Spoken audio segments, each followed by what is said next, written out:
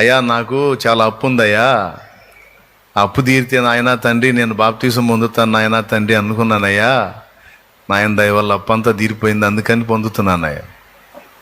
మరి మళ్ళీ అప్పు అయితే ఏం చేస్తావు అన్న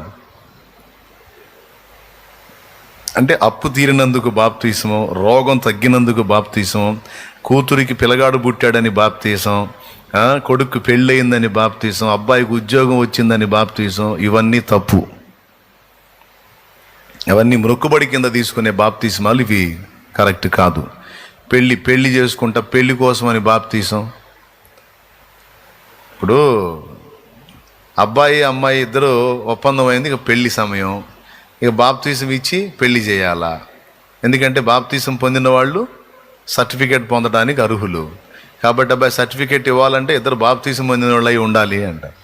అందుకని పెళ్లి బాప్తీసంలో అబ్బాయి మునిగేటప్పుడు అబ్బాయికి సిలువ దర్శనం కనపడేద్దా, అమ్మాయి కనపడుతుంటుందా దర్శనంలో? ఉన్నమాట మాట్లాడుకుంది, ఎవరు కనపడుతుంటారు? ఇప్పుడు వాడు ఎవరి కోసం తీసుకుంటున్నట్టు బాప్తీసం? కళ్ళు మూసి ఎవరిని గుర్తు చేసుకుంటాడు? సిలువలో మన పాపాల కోసం ప్రాణం పెట్టిన యేసయ్య కనపడ్డం, అమ్మాయి కనపడుతుంటుంది. అమ్మాయికేమో అబ్బాయి కనపడుతుంటాడు. అట్లాంటి హాస్యాస్పదమైన విషయాలు కూడా లేకపోలేదు. సో పెళ్లి కోసం బాప్తీసం. మరో చోట అడిగా, విచిత్రమైన సమాధానం వచ్చింది.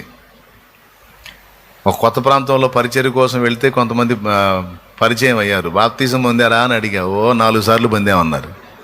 నిజంగా జోక్ కాదు, నాకు మైండ్ పోయింది. 4 సార్లు బాప్తీసం పొందటం ఏందిరా అని నేను ఆశ్చర్యపోయా. ఒకసారి కాదు 4 సార్లు అన్నారు.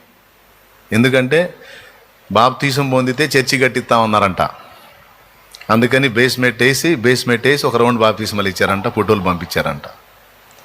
అక్కడ నుంచి దర్వాజలు మట్టం చేసి మళ్ళీ ఒకసారి బాప్తీసమాలు వాళ్ళకే, స్లాబ్ మట్టం చేసి ఒకసారి బాప్తీసం, మళ్ళీ స్లాబ్ వేసినాక ఒకసారి బాప్తీసమాలు మళ్ళీ వాళ్ళకే.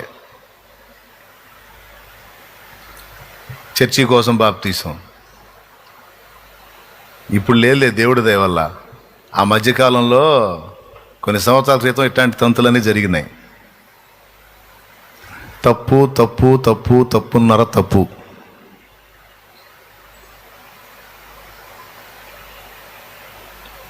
ఒక తమ్ముడు నీళ్ళల్లోకి వచ్చి అడుగుతున్నాడు, బాప్తీసం ఎందుకు తీసుకుంటున్నావు అని నేను అడిగితే, మానాలని నేను తిప్పలు పడ్డది, మానుకోలేకపోతున్నాను, తీసుకుంటేనన్నా మానుకుంటానని తీసుకుంటున్నాను అన్నాడు.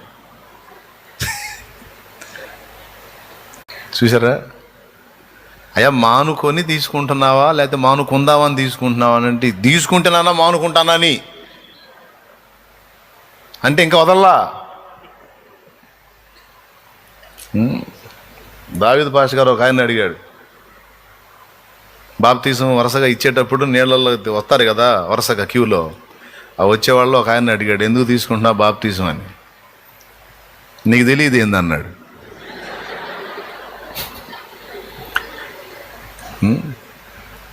నాకు తెలిసిలే నువ్వు చెప్పు అన్నాడు. తెలిసినప్పుడు ఇక నేను చెప్పేది ఏముంది, అందరూ ఎందుకు నేను అందుకే అన్నాడు.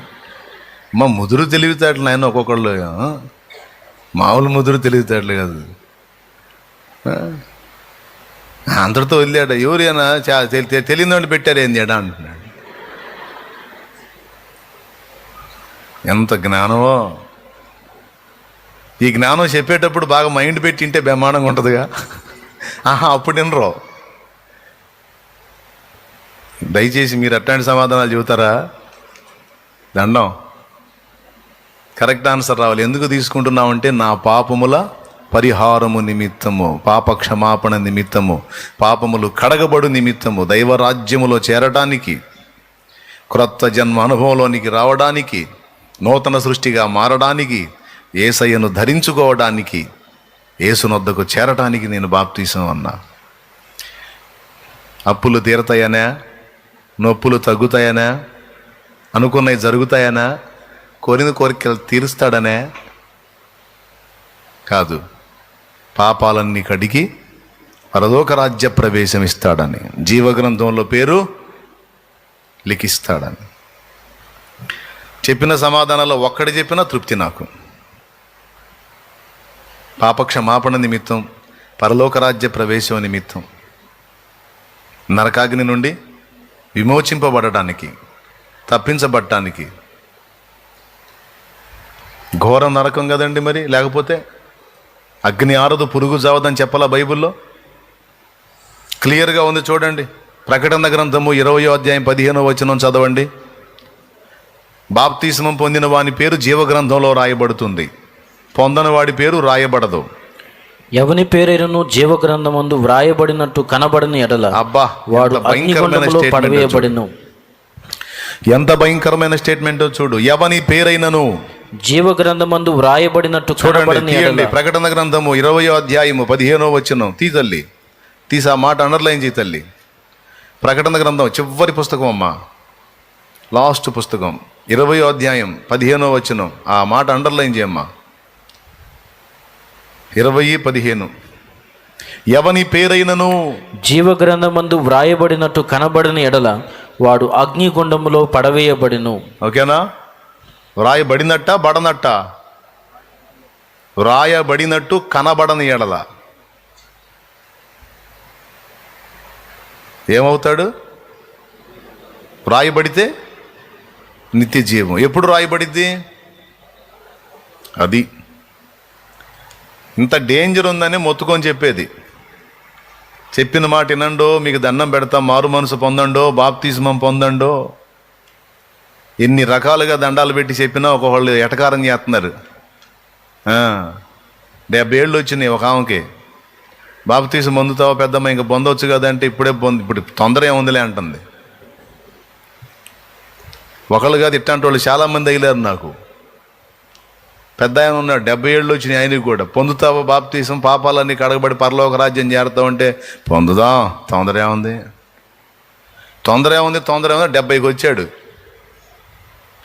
ఇక అండర్స్టాండింగ్కి వస్తారో లేకపోతే ఇటు వదిలేస్తారో నాకు సంబంధం లేదు. చెప్పటం నా ధర్మం. వినకపోతే ఎవరి కర్మ? మీ కర్మ. ఎవరు అన్నారు మీ కర్మ అని? నా కర్మేం కాదు, విననోడి కర్మ. దేవునికి స్తోత్రం. చెప్పటం నా ధర్మం, వినకపోతే మీ కర్మం అంటున్నారు ఎవరో. ఆ డైలాగ్ నాది. దేవునికి స్తోత్రం. ఎందుకంటే నా కర్మే. నేను పొందా 4 ఆదివారాలు చర్చికి వెళ్ళింది. 5వ వారంలో అవకాశం వచ్చింది. నాకు వాక్యం అర్థమైంది. ఇంకెందుకు ఆలస్యం చేయాలి? కాబట్టి యేసు రక్తంలో ప్రతి పాపం కడుక్కొని క్రొత్త సృష్టిగా మారాలని నిర్ణయించుకున్నా. అంతకుముందు అన్ని వ్యసనాలు అలవాట్లు అన్నీ ఉండే, వాటన్నిటిని ముందు వదిలేసుకున్నా. సిగరెట్ తాగుతుండే, మద్యం సేవించుతుండే, ఫ్రెండ్స్ స్నేహాలతో అల్లరి చిల్లరి చేష్టలు చేస్తుండే. అన్నిటికీ ఫుల్ స్టాప్. ముందే బాప్తిసం పొందినాక కాదు, పొందక ముందే డిసైడ్ చేసి అవన్నిటిని కూడా బ్రేక్ చేసి పోయి బాప్తిసం ముందే.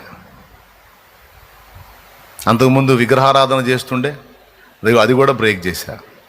ఎందుకంటే నిజమైన దేవుడు ఎవరో, నా పాపముల కోసం ప్రాణం పెట్టి తిరిగి లేచిన వాడెవరో నాకు గ్రంథంలో అర్థమైంది. ఇంకెందుకు ఆగాలి? ఇంకెందుకు నా కోసం ప్రాణం పెట్టని వారికి మొక్కాలి?